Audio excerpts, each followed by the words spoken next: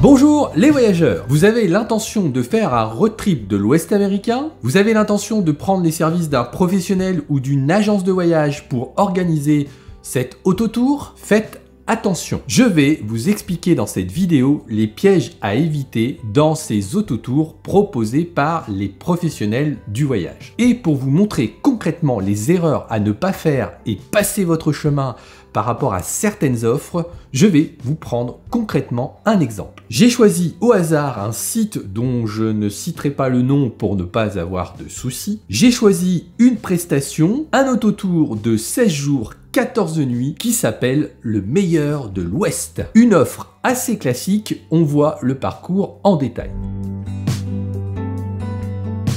Je vais vous présenter très rapidement le parcours que vous propose cette agence de voyage. J'éplucherai ensuite les points qui ne vont pas dans cette offre. Allez, let's go! Vous arrivez à Los Angeles. Il vous propose de passer 2 nuits sur place. Ensuite, direction Scottsdale dans l'Arizona. Après une nuit passée dans cette ville, vous remontez vers le Grand Canyon où il vous propose de passer une nuit.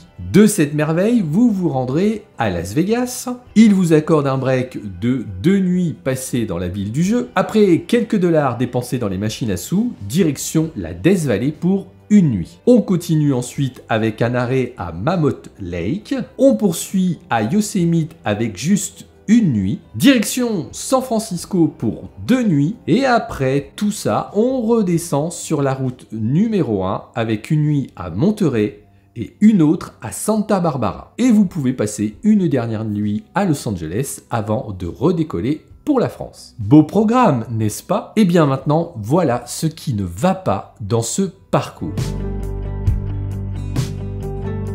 Vous proposer la visite éclair dès le début de votre séjour aux États-Unis est une grave erreur. Pourquoi? Eh bien, tout simplement à cause du décalage horaire. Vous allez de fait être réveillé tôt. Pour ma part, en général, quand on arrive aux États-Unis, on est réveillé vers les 4-5 heures du matin. Alors, à moins que vous ne soyez pas comme les autres et que le jet lag ne vous fasse strictement rien, mais j'en connais pas beaucoup des gens comme ça. Eh bien, visiter une ville quand tout le monde dort, c'est pas évident. Vous allez vous apercevoir que vous allez être très vite limité dans vos activités. Les musées, les magasins, les parcs d'attractions ouvrent en général à 9 voire 10 heures du matin. Et vous allez être debout à 5 heures du mat? Ça va être une perte de temps. Je ne comprends pas en fait pourquoi ils ne vous proposent pas de partir directement sur les routes et dans ce cas-là, vous faites Los Angeles à la fin du séjour,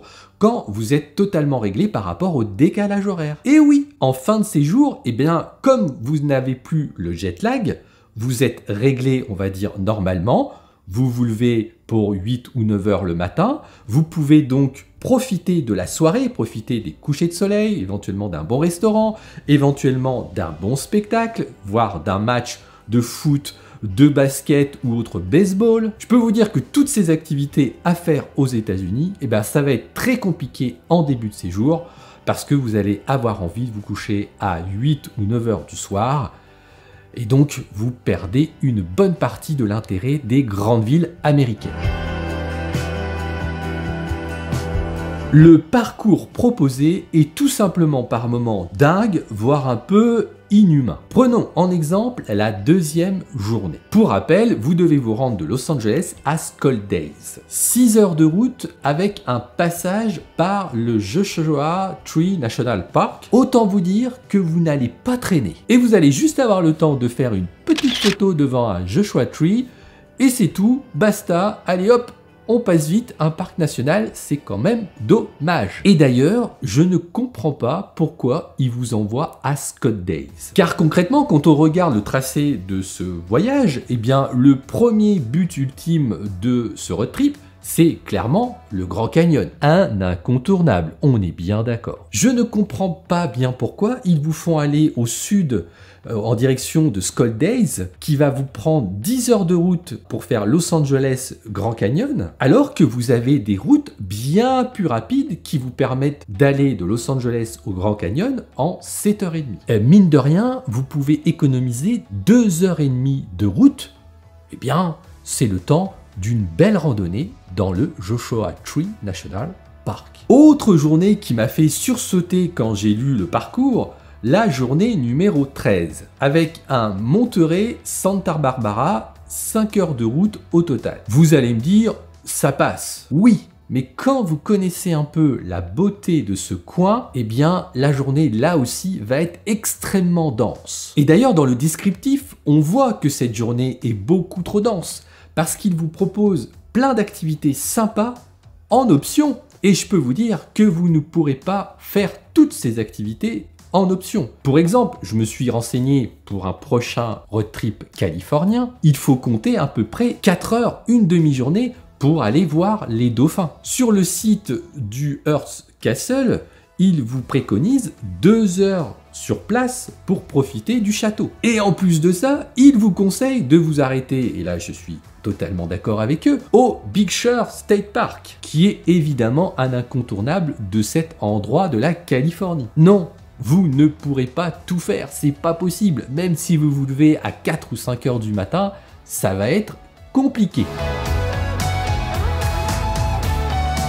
Dans ce circuit, vous avez plusieurs parcs nationaux incontournables, et là, pour le coup, c'est bien, il faut effectivement visiter ces parcs. Grand Canyon, Death Valley, Yosemite, oui, mais attention à la surenchère. Mais j'en reparlerai après. J'ai en tête quand je dis ça, les journées 9 et 10 passées en principe à Yosemite. Eh bien, je peux vous dire que pour moi, ce parc est beaucoup trop copieux pour n'y passer que ce petit temps. Parce que mine de rien, si on regarde bien en détail, finalement, dans ce parc national, il vous propose de n'y rester que 2 demi-journées. Et puis attention, il vous le précise d'ailleurs, dans le parc Yosemite, il existe une route qui permet de traverser ce parc national. Oui, mais cette route est fermée une grande partie de l'année. Et donc, si vous comptez faire cet autotour en avril, eh bien, pour visiter le parc Yosemite, il va falloir faire un énorme détour. Et là, ça change tout. Voilà le temps de trajet proposé entre Death Valley et Yosemite avec la route qui va bien. Et puis maintenant, eh bien, le temps de trajet entre Death Valley et Yosemite avec la route qui va pas bien. Autant vous dire, on est d'accord, la preuve en chiffres, ce n'est pas la même chose. Alors attention parce que ce lieu, pour moi, il mérite une vraie bonne journée pour vraiment profiter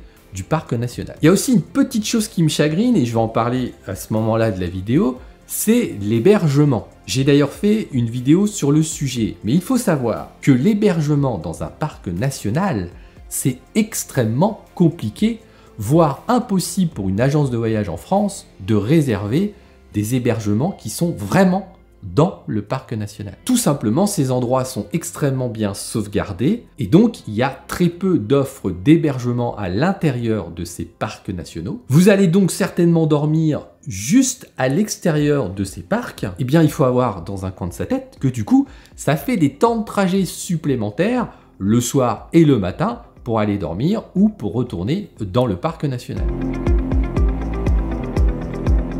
C'est le gros problème souvent constaté dans ces autotours, ces road trips proposés par des agences de voyage. Ils sont trop copieux, ils sont trop ambitieux. Alors qu'on soit d'accord, les agences de voyage répondent à des demandes. Et nous, clients, on est souvent trop ambitieux. Mais ayez bien ça dans un coin de votre tête. Ces trajets vous donneront à peine le temps de vraiment profiter de ces beautés naturelles. Ce n'est pas ma façon de concevoir les voyages, de concevoir un road trip. Il faut profiter de ces parcs nationaux, de ces parcs d'État et y faire au moins une petite randonnée ou deux pour vraiment admirer et prendre conscience de la beauté de ces paysages. Et puis ce qui est dommage, c'est que vous allez passer à côté de beauté naturelle qui mériterait un arrêt. En exemple, à côté de Las Vegas, quand vous allez vous diriger en direction de la Death Valley, vous avez un petit parc d'État qui est le Red Rock Canyon. Eh bien, il mérite de s'y arrêter. C'est dommage de ne pas s'arrêter, faire au moins la Scenic Drive, voire y marcher un petit peu à l'intérieur.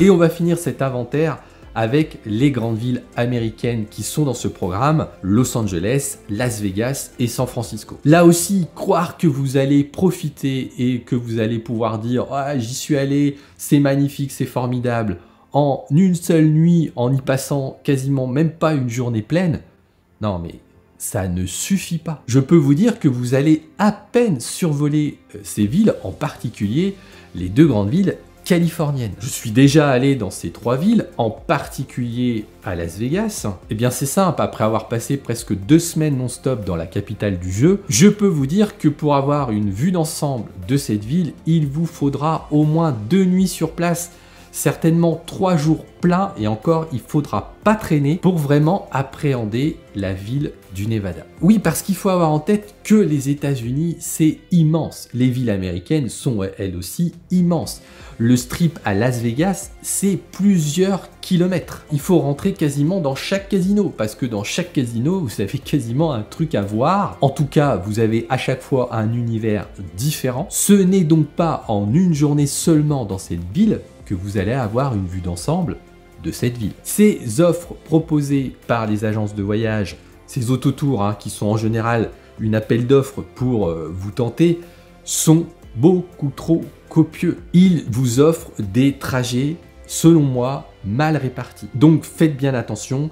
Moi, le petit conseil que je peux vous donner, c'est regarder à partir d'une carte ce que ça donne concrètement, qu'est-ce qu'il y a à voir. Et si vous voulez plein d'autres conseils pour faire un bon road trip, eh bien, je vous invite à me rejoindre dans cette vidéo. Allez, à tout de suite!